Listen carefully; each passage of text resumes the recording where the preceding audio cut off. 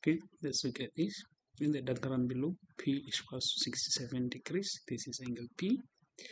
And PQ, this is P is equals to 3 centimeters. PR equals 9,2. So determine the length of QR.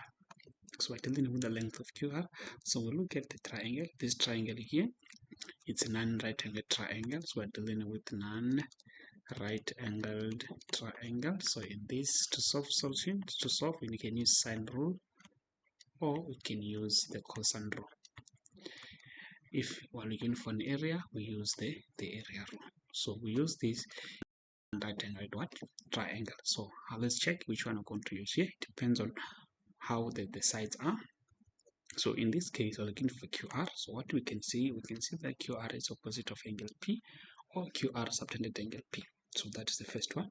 So but we're given the two sides, and what is the angle? The included angle is between the two sides, which this qualifies for the cosine rule. So we can say that now the cosine rule will say a QR squared is equals to PQ squared plus the PR squared minus 2 PQ PR cos P.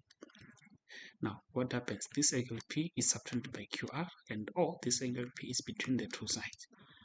So what is QR? So this is our QR squared. What is PQ? Is 3 squared plus 9,2 squared minus 2 into 3 into 9,2 into cos 67. Then now what is QR squared?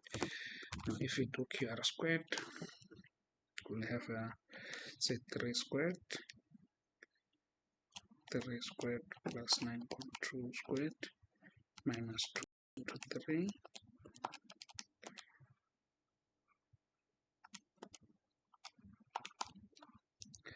which give us 72. So we do the square root of 72. So QR is equals to the square root of 72, which is 6 root 2. This is in centimeters. So that's how we can get that. Now let's go to the question. It says in 7.2, the diagram below, DCB is equals to alpha, AC is equals to H unit, and ABC is equals to theta. So now this is what is given. This is our alpha. This is theta here. Now the first question, 7.2.1 says determine ACD. We know A angle is formed from A. We go to C. We go to D. We find the angle. So this is the angle here in terms of theta and alpha. So what do? We know that this angle is equals to what? Theta minus alpha. Then we get that. So 7.2.2. 7.2.2, let's say prove that. So in other words, this is correct. So show that AD. Now look at AD. Where is AD? AD is in triangle ADC. That's where we have AD, and this triangle here is an right angled triangle. It's an right angled triangle. So that's what do we do. Now let's focus on how we're going to use the sine rule or cosine rule. We need AD. This is AD here. AD is opposite to the angle here, which is ACD, which is equals to this. So this is the angle theta minus alpha.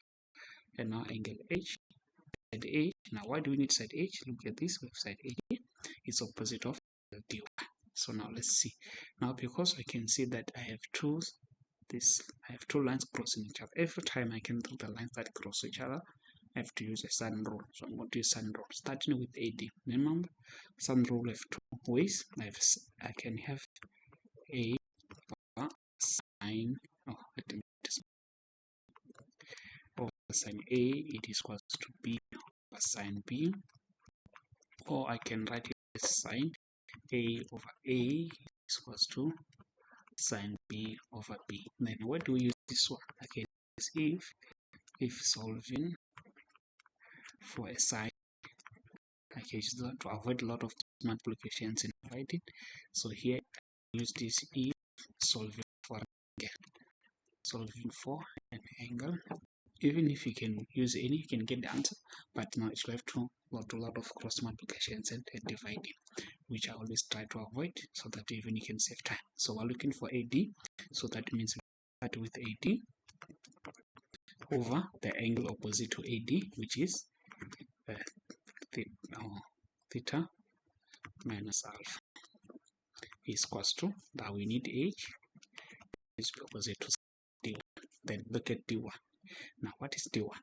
If we're in triangle DCB, we see that D1 is exterior angle, therefore it will be, therefore we will say that this D1 is D1, it is equals to 90 plus alpha.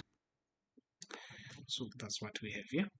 So now that means that now we can have AD over sine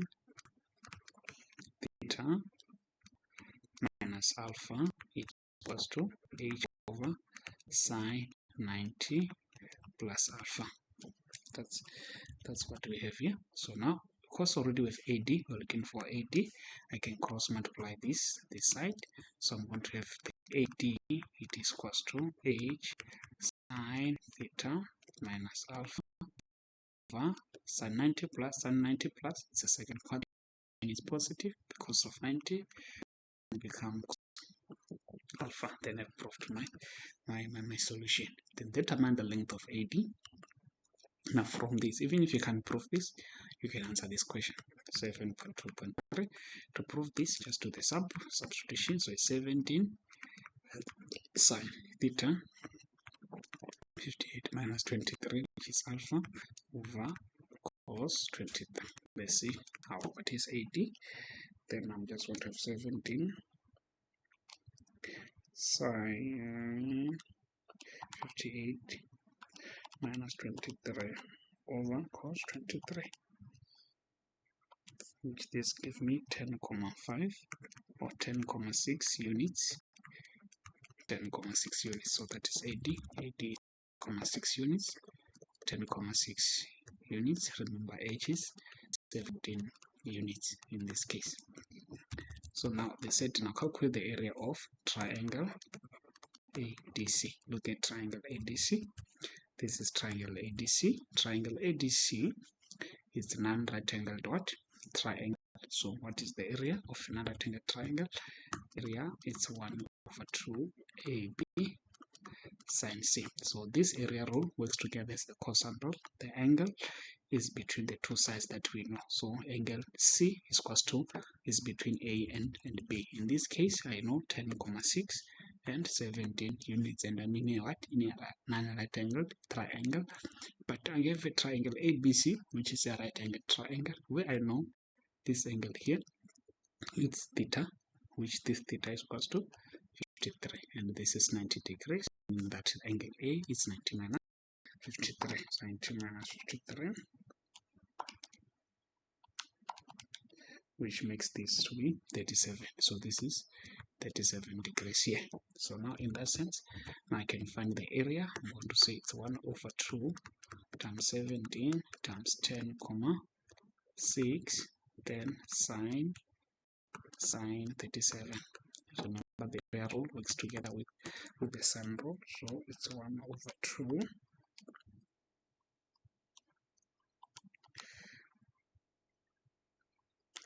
into 17 times 10,6 sine 37 over 2.